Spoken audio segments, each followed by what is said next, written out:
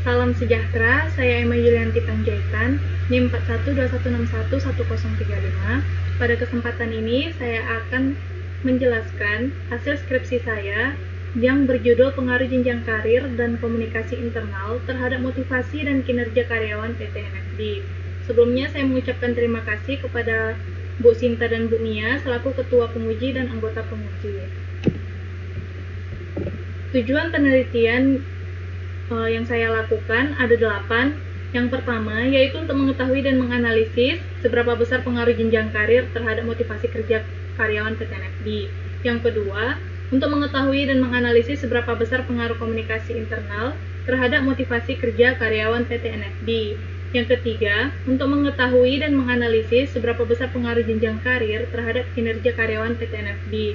Yang keempat, untuk mengetahui dan menganalisis seberapa besar pengaruh komunikasi internal terhadap kinerja karyawan PT NFB. Yang kelima, untuk mengetahui dan menganalisis seberapa besar pengaruh motivasi kerja karyawan terhadap kinerja karyawan. Yang keenam, untuk mengetahui dan menganalisis seberapa besar pengaruh jenjang karir dan komunikasi internal terhadap kinerja karyawan melalui motivasi kerja. Yang ketujuh, untuk mengetahui dan menganalisis seberapa besar pengaruh jenjang karir dan komunikasi internal secara simultan terhadap motivasi kerja karyawan PT NFB. Dan yang terakhir, untuk mengetahui dan menganalisis seberapa besar pengaruh jenjang karir, komunikasi internal, dan motivasi kerja secara simultan terhadap kinerja karyawan PT NFB. Kajian teori pada penelitian ini, yang pertama yaitu pengembangan karir yang terdiri dari dimensi dan indikator menurut Henry Shimamura. Yang pertama yaitu mutasi yang terdiri dari promosi, rotasi, dan demosi. Dan yang kedua yaitu penempatan kerja berdasarkan pendidikan, pengetahuan kerja, dan keterampilan kerja. Yang kedua, komunikasi internal, di mana menurut Jiwanto indikatornya yaitu yang pertama, komunikasi vertikal dari atasan ke bawahan. Yang kedua, komunikasi vertikal dari bawahan ke atasan. Dan yang ketiga, komunikasi horizontal. Dan yang keempat yaitu motivasi kerja, di mana menurut Wibowo dimensi dan indikatornya yaitu kebutuhan untuk bisa berprestasi dengan mencapai target, memiliki kualitas yang baik, dan bertanggung jawab terhadap pekerjaannya. Dan juga kebutuhan untuk bergaul yang terdiri dari berkomunikasi dengan baik terhadap rekan kerja, bersahabat dengan rekan kerja. Nah, kemudian kinerja karyawan yang terdiri dari 4 dimensi yang dikemukakan oleh Mangkunegara. Yang pertama yaitu kualitas kerja dengan ketepatan, ketelitian, dan kerapian. Yang kedua, kuantitas kerja atau jumlah hasil kerja. Yang ketiga, tanggung jawab terhadap pekerjaan yang diterima. Dan yang keempat, sikap dalam penempatan diri. Nah, kerangka pemikiran dalam penelitian ini dapat kita lihat seperti pada layar. Adapun hipotesis yang menjadi jawaban sementara pada penelitian ini ada 8, yang dimana hipotesis pertama yaitu jenjang karir berpengaruh positif dan signifikan terhadap motivasi kerja karyawan PT NFB. Hipotesis kedua, komunikasi internal berpengaruh positif dan signifikan terhadap motivasi kerja karyawan PT NFB. Hipotesis ketiga, jenjang karir berpengaruh positif dan signifikan terhadap kinerja karyawan PT NFB. Hipotesis keempat, komunikasi internal berpengaruh positif dan signifikan terhadap kinerja karyawan PT NFB. Hipotesis kelima, motivasi kerja berpengaruh positif dan signifikan terhadap kinerja karyawan PT NFB. Hipotesis keenam, jenjang karir dan komunikasi internal berpengaruh positif dan signifikan terhadap kinerja karyawan PT NFB melalui motivasi kerja. Hipotesis ketujuh, jenjang karir dan komunikasi internal secara simultan berpengaruh positif dan signifikan terhadap kinerja karyawan PT NFB. Hipotesis kedelapan, jenjang karir, komunikasi internal, dan motivasi kerja secara simultan berpengaruh positif dan signifikan terhadap kinerja karyawan PT NFB. Adapun bab 3 telah dijelaskan pada seminar proposal sebelumnya, maka kita lanjut ke bab 4, di mana sejarah singkat PT NFB atau Knock Frydenberg Sealing Technologies itu pada mulanya memiliki nama PT Nok Asia Batam atau PT NAB yang merupakan perusahaan yang bergerak dalam bidang komponen otomotif dengan kegiatan industri pembuatan oil seal. Perusahaan ini berdiri pada bulan Februari 2005 dan mulai beroperasi pada tanggal 1 Juli 2005. Nah, PT NAB ini merupakan anak perusahaan dari Nok Asia Company atau NAC yang berkantor pusat di Jepang. Secara lokal, perusahaan ini sering disebut Nok ABB karena letaknya berdekatan dengan simpang ABB. PT NAB sendiri mengalami akuisisi pada pertengahan 2019, di mana Friedenberg Group yang merupakan perusahaan asal Jerman yang juga bergerak pada bidang komponen otomotif secara resmi mengambil alih sebagian saham PT NAB. Seiring dengan kesepakatan akuisisi dengan Friedenberg Group, maka perusahaan ini berganti nama dari Nok Asia Batam menjadi Nok Friedenberg Sealing Technologies. Adapun proses bisnisnya yang dimana yang pertama yaitu customer order akan masuk ke SAP pada setiap plan yang kemudian diolah oleh order database dengan membedakan orderan berdasarkan prioritasnya. Nah, dari order database tersebut, maka masuk ke planning database atau planner yang bertujuan untuk mengolah data dari order database menjadi daily planning berdasarkan prioritas. Nah, planner akan memberi daily planning tersebut ke bagian produksi untuk melakukan produksi barang sesuai dengan prioritas yang sudah ditentukan. Nah, setelah bagian produksi tersebut selesai mengolah bahan menjadi bahan yang jadi, maka kemudian barang akan dipindahkan ke outgoing area untuk melakukan pengecekan. Pengecekan tersebut dapat dilakukan 100% ataupun melakukan metode sampling sesuai dengan SOP. Nah, setelah melewati outgoing area untuk pengecekan kualitas barang, maka proses selanjutnya yaitu memberi cap atau stamp pass untuk dipindahkan ke bagian pengiriman barang. Nah, adapun struktur organisasi pada PT NAB dapat kita lihat seperti gambar pada layar. Nah, kita masuk ke dalam hasil analisis data. Yang pertama ialah uji instrumen penelitian, di mana yang biasanya penelitian kuantitatif itu ditekankan pada uji validitas dan uji reliabilitas. Nah, uji validitas pengambilan kesimpulannya ialah dengan melihat R hitung, di mana jika R hitung lebih besar dari R tabel maka dinyatakan valid. Nah, penelitian ini memiliki jumlah sampel 140 responden dengan derajat kebebasan N dikurang 2 yaitu 138. Dengan demikian, maka kita dapat melihat pada R tabel dengan taraf signifikan sebesar 5% untuk uji satu arah dengan DF sebesar 138, maka R tabel yang didapat itu sebesar 0,1396. Nah, berdasarkan pengolahan data untuk variabel jenjang karir, R hitung lebih besar dari R tabel, dapat kita lihat seperti tabel di samping. Nah, maka dinyatakan bahwa setiap indikator jenjang karir dinyatakan valid. Nah, untuk variabel komunikasi internal dapat kita lihat pada tabel, itu R hitung lebih besar dari R tabel, maka dapat disimpulkan bahwa setiap indikator komunikasi internal itu dinyatakan valid. Untuk variabel motivasi kerja, dapat kita lihat pada tabel setiap indikator memiliki R hitung lebih besar dari R tabel, maka kesimpulannya ialah setiap indikator motivasi kerja adalah valid. Dan yang terakhir, variabel kinerja karyawan dapat kita lihat pada tabel di mana R hitung lebih besar dari R tabel, maka dapat disimpulkan bahwa setiap indikator kinerja karyawan dinyatakan valid. Nah, untuk uji reliabilitas, pengambilan kesimpulan dilihat dari nilai alpha Coran batch, di mana apabila nilai alpha Coran batch lebih besar dari 0,6 maka dinyatakan reliable. Nah, dapat kita lihat pada tabel setiap variabel, yaitu variabel jenjang karir, komunikasi internal, motivasi kerja, dan kinerja karyawan itu memiliki nilai alpha Coran batch yang lebih besar dari 0,6, sehingga kesimpulannya adalah setiap variabel pada penelitian ini adalah reliable. Nah, untuk uji deskriptif pada karakteristik responden itu dibagi menjadi 4. Yang pertama yaitu berdasarkan usia. Dapat kita lihat pada diagram Karakteristik responden berdasarkan usia itu yang paling banyak ialah responden dengan rentang usia 18-23 tahun, di mana memang pada usia ini merupakan usia produktif dan fresh graduate yang sudah memenuhi syarat untuk bekerja.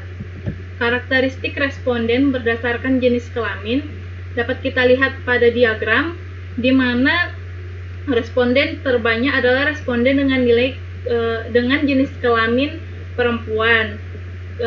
Hal ini memang karena sebagian besar kegiatan produksi PT NFB itu merupakan pekerjaan yang ringan, seperti menjalankan atau mengoperasikan mesin auto yang dapat dilakukan oleh perempuan. Nah, yang ketiga yaitu karakteristik responden berdasarkan pendidikan. Dapat kita lihat pada diagram, sebagian besar responden itu merupakan memiliki pendidikan SMA, SMK yaitu sebesar 96,4% dari total responden.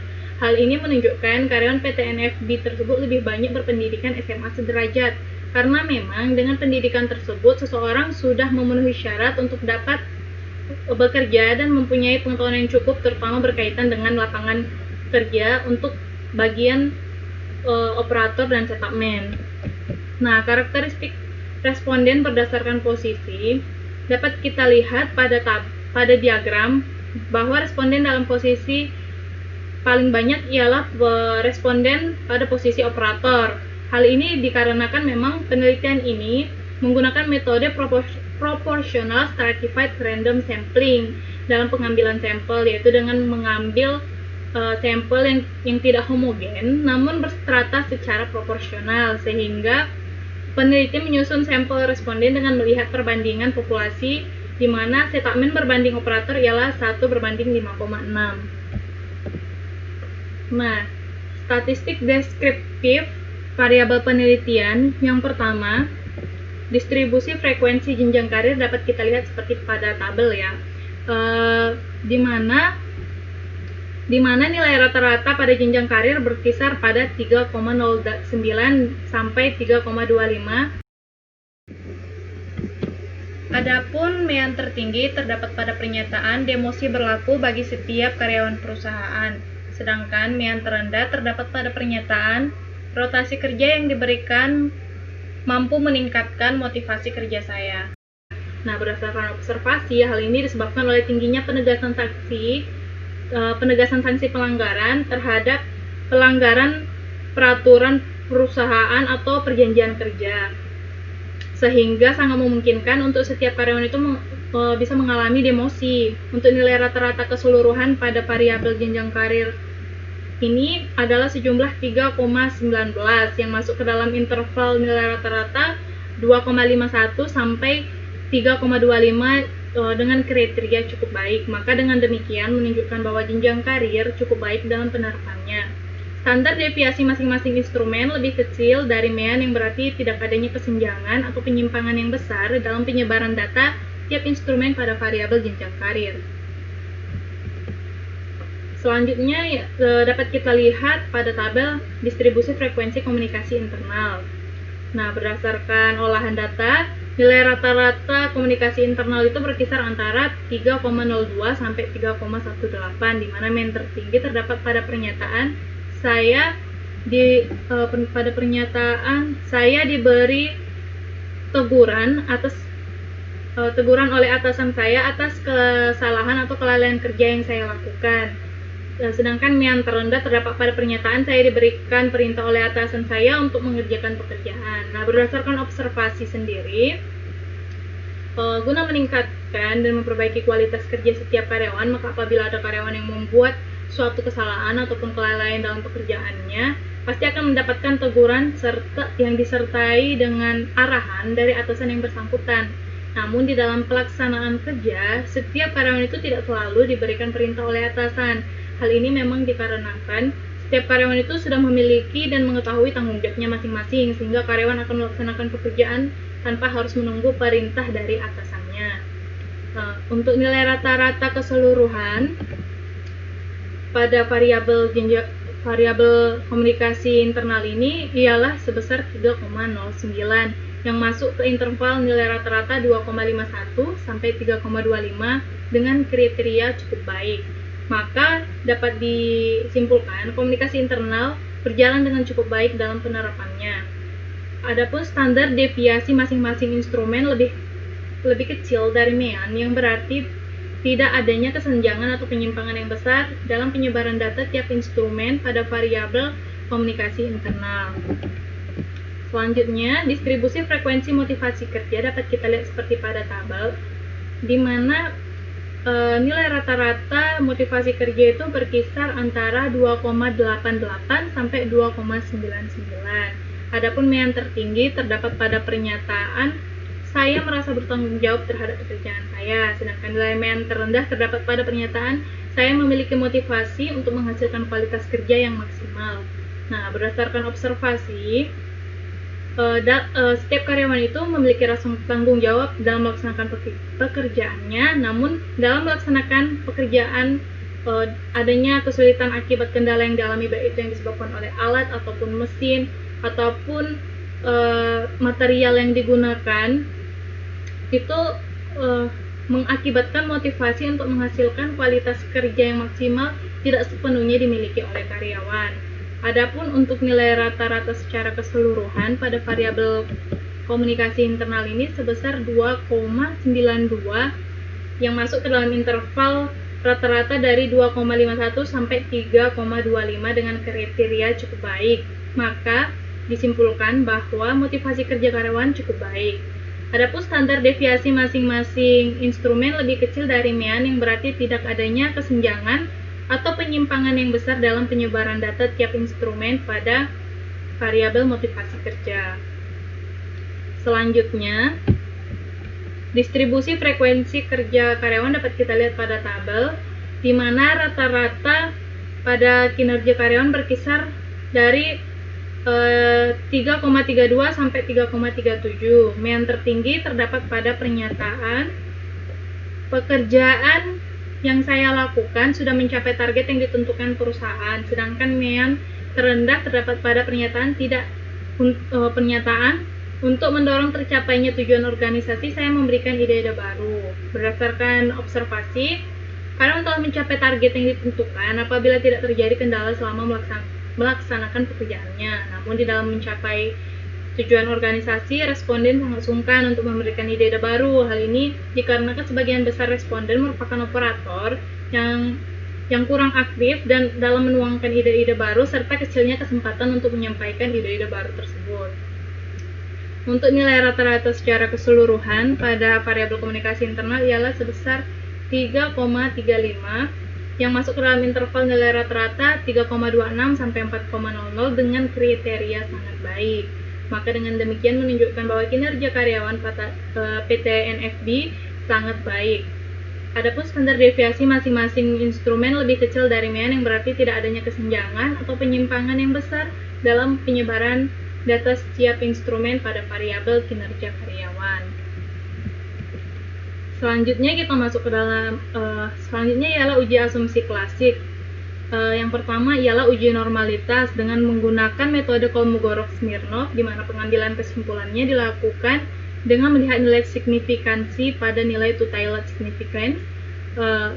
Suatu data dinyatakan terdistribusi dengan normal apabila nilai signifikan lebih besar dari 0,05.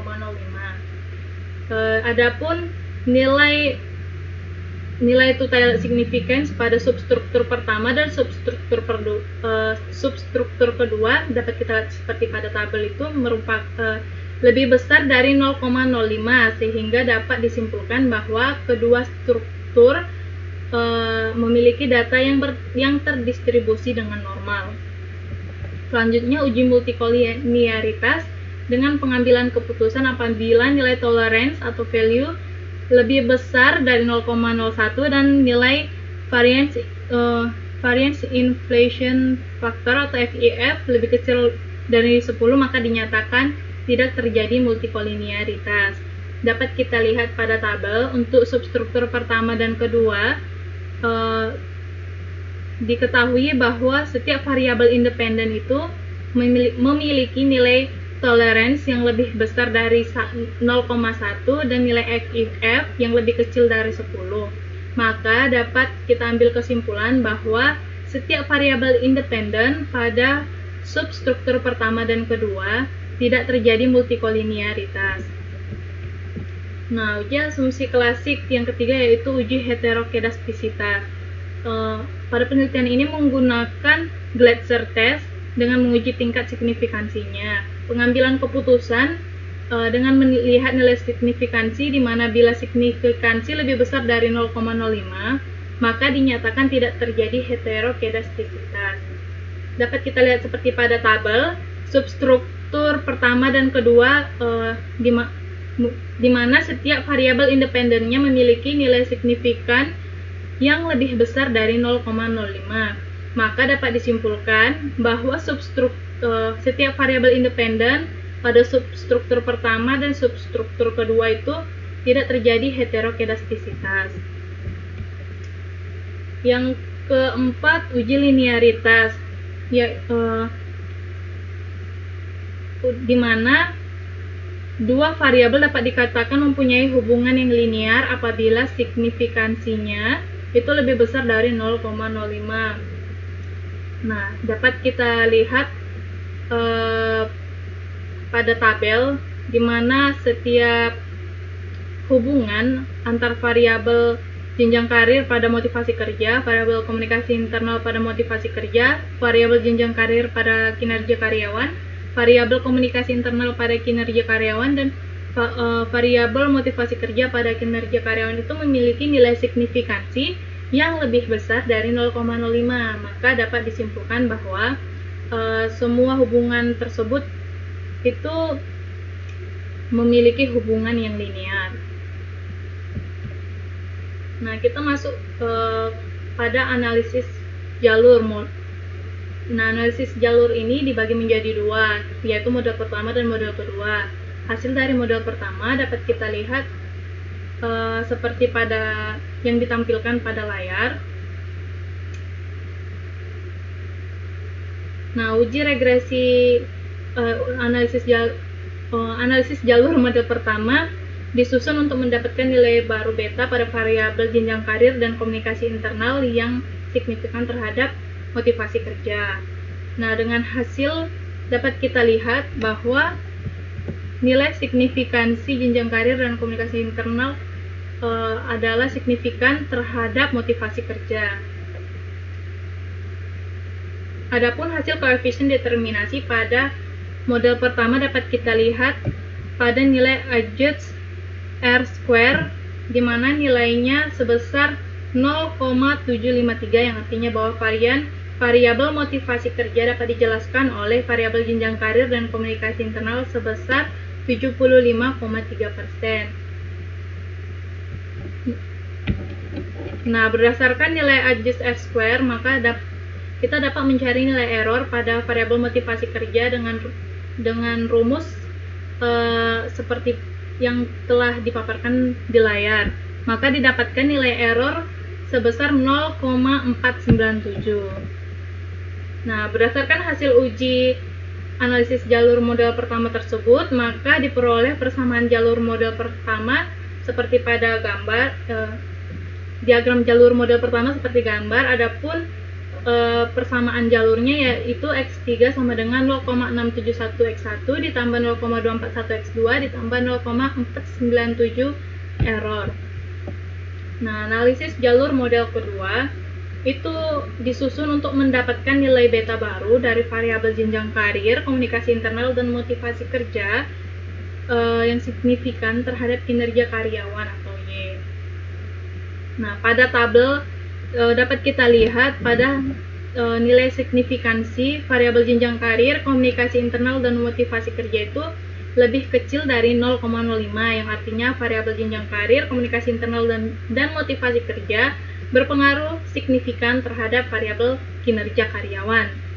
Adapun nilai koefisien determinasinya itu sebesar 0,863, yang artinya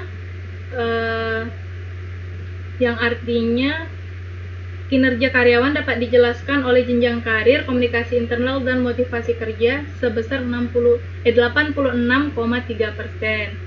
Nah, dari nilai koefisien determinasi tersebut, maka diperoleh nilai error pada variabel kinerja karyawan sebesar 0,370. Nah, adapun diagram jalur model kedua dapat kita lihat seperti pada layar dengan persamaan jalur di mana Y sama dengan 0,479x1 ditambah 0,189x2 ditambah 0,323x3 ditambah 0,370 error. Nah, dari olahan analisis jalur model pertama dan model kedua, maka hasil analisis jalur dapat kita lihat seperti pada gambar di layar.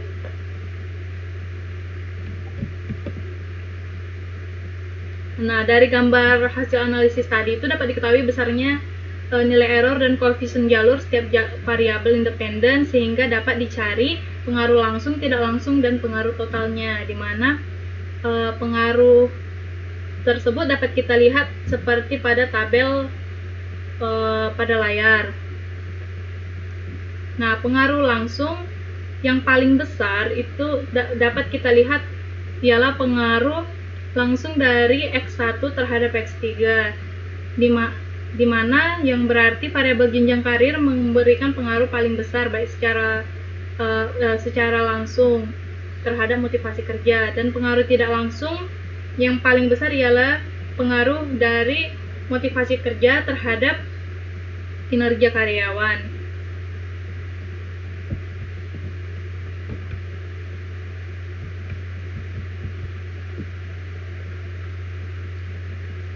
Nah, untuk menguji apakah terdapat pengaruh tidak langsung dalam penelitian, menggunakan uji Sobel dengan mencari standar error pengaruh tidak langsungnya dengan rumus SAB, dan setelah itu maka dicari T hitung dengan rumus seperti yang dipaparkan pada layar. Nah, berdasarkan hasil analisis jalur model pertama dan model kedua, maka dapat untuk nilai A, nilai SA, dan nilai B dan nilai SB untuk mencari nilai T hitung jenjang karir terhadap kinerja karyawan melalui motivasi kerja ada seperti ditampilkan pada gambar. Nah, untuk mencari nilai T hitung komunikasi internal terhadap kinerja karyawan melalui motivasi kerja, maka nilai A, nilai SA, nilai B, dan SB seperti pada layar, maka ditabulasikan menjadi seperti tabel yang telah ditampilkan pada layar, maka diolah data tersebut menggunakan uji Sobel yang tadi telah saya jelaskan, maka didapatkan nilai T hitung jenjang karir terhadap kinerja karyawan melalui motivasi kerja sebesar 4,559 dan nilai T hitung komunikasi internal terhadap kinerja karyawan melalui motivasi kerja sebesar 2,934. Selanjutnya ialah uji T dengan kriteria yang digunakan yang menjadi dasar penerimaan dan penolakan, yaitu jika T hitung lebih besar dari T table atau nilai signifikansi lebih kecil dari 0,05, maka H0 ditolak dan HA diterima, begitu juga sebaliknya. Nah, pada tabel dapat kita lihat rekapitulasi nilai signifikan dan T hitung pada setiap hubungan variabel, di mana nilai signifikansi jenjang karir terhadap motivasi kerja ialah 0,00 lebih kecil dari 0,05 dengan T hitung sebesar 10,171 yang lebih besar dari 1,659. Dengan demikian dapat disimpulkan bahwa jenjang karir berpengaruh positif dan signifikan terhadap motivasi kerja. Dan nilai signifikansi komunikasi internal terhadap motivasi kerja ialah 0,00 dengan T hitung 3,662 yang lebih besar dari T table, maka dapat disimpulkan komunikasi internal berpengaruh positif dan signifikan terhadap motivasi kerja. Nilai signifikansi jenjang karir terhadap kinerja karyawan adalah sebesar 0,00 dengan nilai T hitung 7,361 lebih besar dari nilai T table, maka dapat disimpulkan jenjang karir berpengaruh positif dan signifikan terhadap kinerja karyawan. Selanjutnya, nilai signifikansi komunikasi internal terhadap kinerja karyawan adalah sebesar 0,00 dengan nilai T hitung 3,61 yang lebih besar dari T-table, maka dapat disimpulkan komunikasi internal berpengaruh positif dan signifikan terhadap kinerja karyawan. Dan nilai signifikansi motivasi kerja terhadap kinerja karyawan adalah 0,00 yang lebih kecil dari 0,05 dengan nilai T hitung sebesar 5,082 yang lebih besar dari nilai T-table, maka dapat disimpulkan bahwa motivasi kerja berpengaruh positif dan signifikan terhadap kinerja karyawan. Adapun nilai T hitung jenjang karir terhadap kinerja karyawan melalui motivasi kerja ialah sebesar 4,559 yang lebih besar dari nilai T-table, maka dapat disimpulkan bahwa jenjang karir berpengaruh positif dan signifikan terhadap kinerja karyawan melalui motivasi kerja. Dan yang terakhir, nilai T hitung komunikasi internal terhadap kinerja karyawan melalui motivasi kerja ialah sebesar 2,934 yang lebih besar dari nilai T-table, maka dapat disimpulkan bahwa komunikasi internal berpengaruh positif dan signifikan terhadap kinerja karyawan melalui motivasi kerja. Selanjutnya ialah uji F. Untuk mengetahui apakah uji hipotesis diterima atau tidaknya, dilakukan uji simultan dengan memperhatikan nilai signifikansi, di mana jika nilai signifikansi lebih kecil dari 0,05 dengan F hitung yang lebih besar dari F tabel, maka diketahui bahwa variabel independen memiliki pengaruh terhadap variabel dependen secara simultan, begitu juga sebaliknya. Nah, pada tabel dapat kita lihat bahwa model nilai signifikansi model pertama ialah sebesar 0,00 yang lebih kecil dari 0,05 dengan F hitung sebesar 213,396 yang lebih besar dari F tabel, maka dapat disimpulkan bahwa jenjang karir dan komunikasi internal berpengaruh positif dan signifikan secara simultan terhadap motivasi kerja. Dan pada model 2 nilai signifikansinya ialah 0,00 yang lebih kecil dari 0,05 dengan nilai F hitung sebesar 293,792 yang lebih besar dari F tabel, maka dapat disimpulkan bahwa jenjang karir, komunikasi internal, dan motivasi kerja berpengaruh positif dan simultan secara simultan terhadap kinerja karyawan. Selanjutnya, pembahasan berdasarkan tujuan penelitian ini. Yang pertama, jenjang karir terhadap motivasi kerja itu memiliki nilai koefisien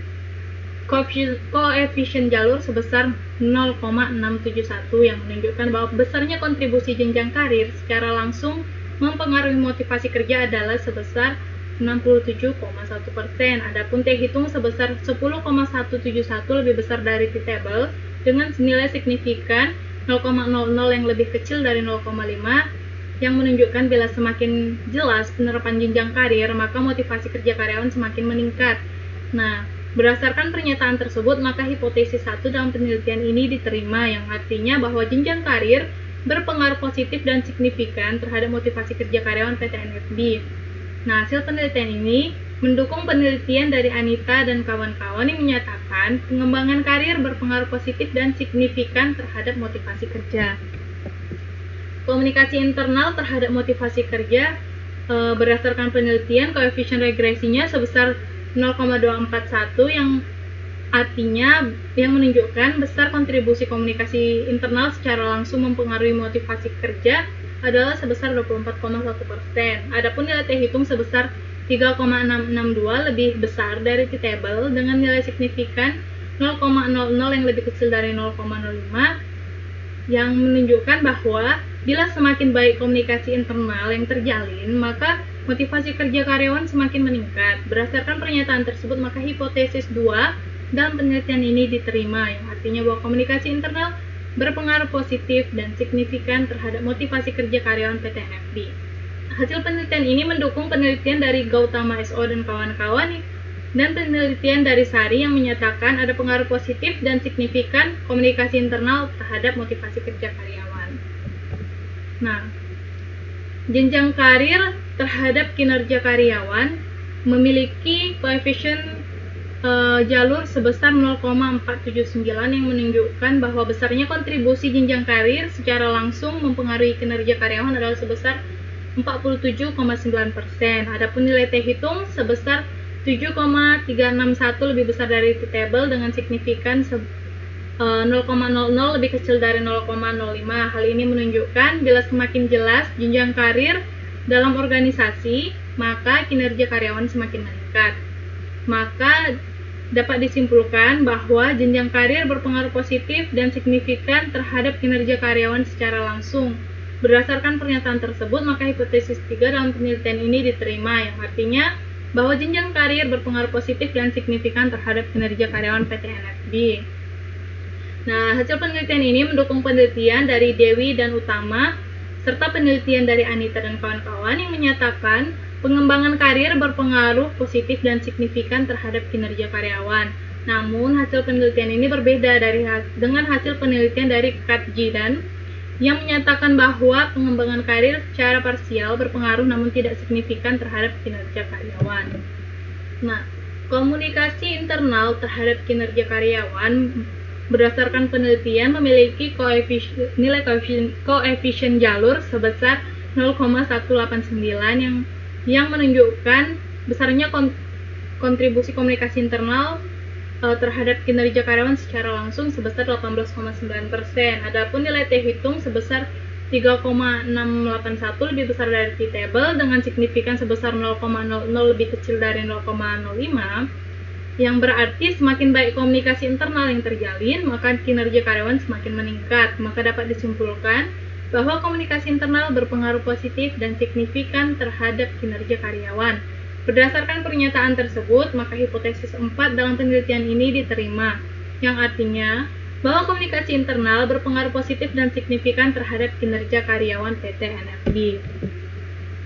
Hasil penelitian ini mendukung penelitian dari Gautama dan kawan-kawan yang menyatakan komunikasi organisasi secara signifikan mempengaruhi kinerja karyawan, dan juga penelitian dari Katjidan yang menyatakan komunikasi secara parsial berpengaruh signifikan terhadap kinerja karyawan. Nah, motivasi kerja terhadap kinerja karyawan. Berdasarkan hasil penelitian memiliki koefisien jalur sebesar 0,323 yang menunjukkan bahwa besarnya kontribusi komunikasi internal secara langsung terhadap kinerja karyawan adalah sebesar 32,3%.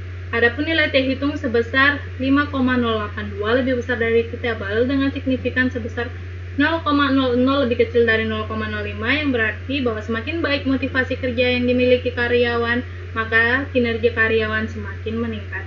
Berdasarkan pernyataan tersebut, maka hipotesis 5 dalam penelitian ini diterima, yang artinya bahwa motivasi kerja berpengaruh positif dan signifikan terhadap kinerja karyawan PT NFB. Nah, hasil penelitian ini mendukung penelitian dari Gautama SO dan kawan-kawan yang menyatakan motivasi kerja karyawan secara signifikan mempengaruhi kinerja karyawan, dan penelitian dari Dewi dan Utama yang menyatakan bahwa motivasi kerja berpengaruh positif dan signifikan terhadap kinerja karyawan. Jenjang karir komunikasi internal terhadap kinerja karyawan melalui motivasi kerja. Berdasarkan hasil penelitian, besarnya pengaruh jenjang karir melalui motivasi kerja terhadap kinerja karyawan ialah sebesar 21,7%. Adapun nilai T hitung menggunakan uji Sobel itu sebesar 4,559 yang lebih besar dari T table, maka hal ini berarti motivasi kerja memediasi hubungan antara jenjang karir dan kinerja karyawan. Hal ini menunjukkan bahwa dengan adanya jenjang karir yang jelas, dapat mempengaruhi motivasi kerja karyawan, sehingga motivasi kerja tersebut akan berdampak bagi kinerjanya. Nah, hasil penelitian ini berbeda dengan hasil penelitian dari Dewi dan Utama yang menyatakan bahwa motivasi kerja tidak berpengaruh sebagai variabel yang memediasi hubungan antara pengembangan karir dan kinerja karyawan.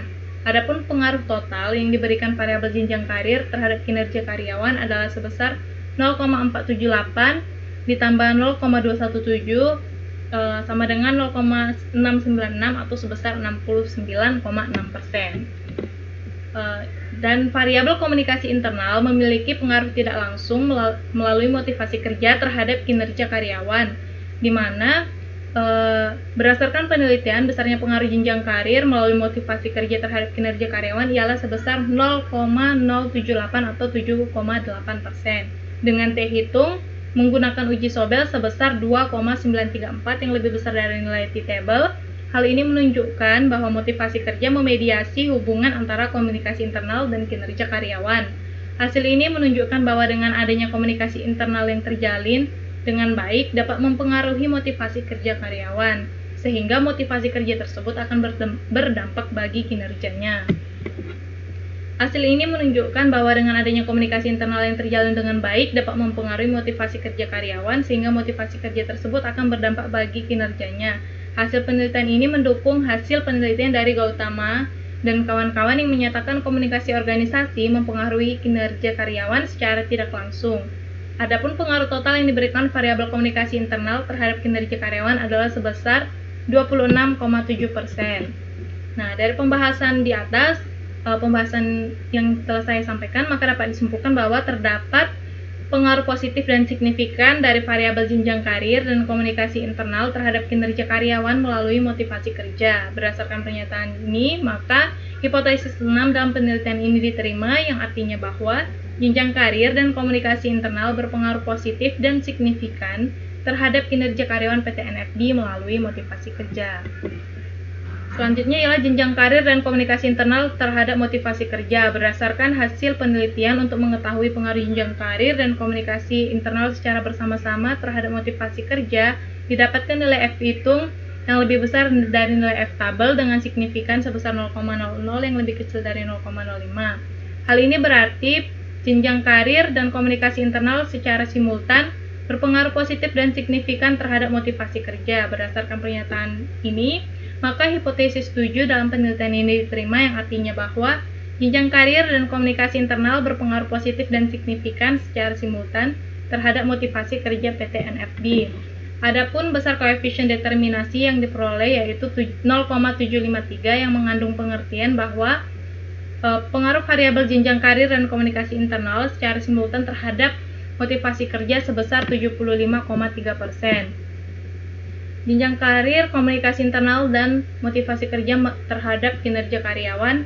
Berdasarkan hasil penelitian, didapatkan bahwa nilai F hitung lebih besar dari nilai F tabel dengan nilai signifikan sebesar 0,00 yang lebih kecil dari 0,05. Hal ini berarti jenjang karir, komunikasi internal, dan motivasi kerja secara simultan berpengaruh positif dan signifikan terhadap kinerja karyawan.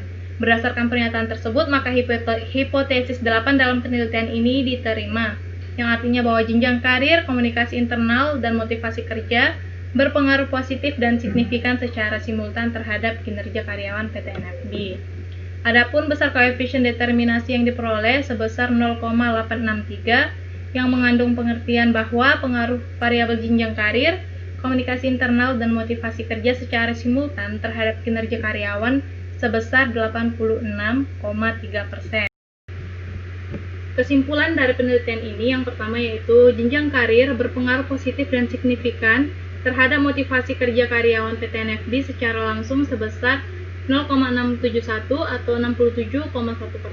Yang kedua, komunikasi internal berpengaruh positif dan signifikan terhadap motivasi kerja karyawan PT NFD secara langsung sebesar 0,241 atau 24,1%. Yang ketiga, jenjang karir berpengaruh positif dan signifikan secara langsung terhadap variabel kinerja karyawan PT NFD sebesar 0,479 atau 47,9%. Yang keempat, komunikasi internal berpengaruh positif dan signifikan secara langsung terhadap kinerja karyawan PT NFD sebesar 0,189 atau 18,9%. Yang kelima, motivasi kerja berpengaruh positif dan signifikan secara langsung terhadap kinerja karyawan PT NFD sebesar 0,323 atau 32,3%. Yang keenam, jenjang karir dan komunikasi internal berpengaruh terhadap kinerja karyawan PT NFD melalui variabel motivasi kerja. Adapun pengaruh tidak langsung jenjang karir sebesar 0,217 atau 21,7% dan komunikasi internal terhadap kinerja karyawan sebesar 0,078 atau 7,8%. Yang ketujuh, jenjang karir dan komunikasi internal berpengaruh positif dan signifikan secara simultan terhadap motivasi kerja karyawan PT NFB sebesar 0,757 atau 75,7%. Dan yang terakhir, jenjang karir, komunikasi internal, dan motivasi kerja berpengaruh positif dan signifikan secara simultan terhadap kinerja karyawan PT NFB sebesar 0,863 atau 86,3%. Adapun saran praktis yaitu untuk meningkatkan kinerja dan motivasi kerja karyawan, maka pihak manajemen PT NFB perlu memperhatikan faktor jenjang karir dan komunikasi internal secara mendalam, terutama pada faktor jenjang karir, karena jenjang karir memiliki pengaruh yang paling besar baik terhadap motivasi maupun kinerja karyawan. Dengan demikian, maka diharapkan pihak manajemen lebih mengevaluasi dan menyesuaikan faktor jenjang karir melalui dimensi mutasi dan penempatan kerja sehingga akan meningkatkan motivasi kerja serta kinerja karyawan untuk mencapai tujuan perusahaan. Secara teoritis, untuk penelitian selanjutnya disarankan untuk menambahkan jumlah variabel bebas lainnya untuk lebih menjelaskan faktor variabel lainnya yang mempengaruhi kinerja dan motivasi kerja karyawan. Nah, Adapun keterbatasan dan kekurangan penelitian ini adalah proses pengambilan data dengan menggunakan kuesioner yang diberikan kepada responden membutuhkan waktu yang lama, dikarenakan responden pada penelitian ini terbagi dalam 2 shift kerja sehingga peneliti memiliki keterbatasan waktu dalam pengambilan data terhadap responden dengan shift yang berbeda dari penelitian. Demikian presentasi yang dapat saya sampaikan. Saya mengucapkan terima kasih atas waktunya. Salam sejahtera untuk kita semua.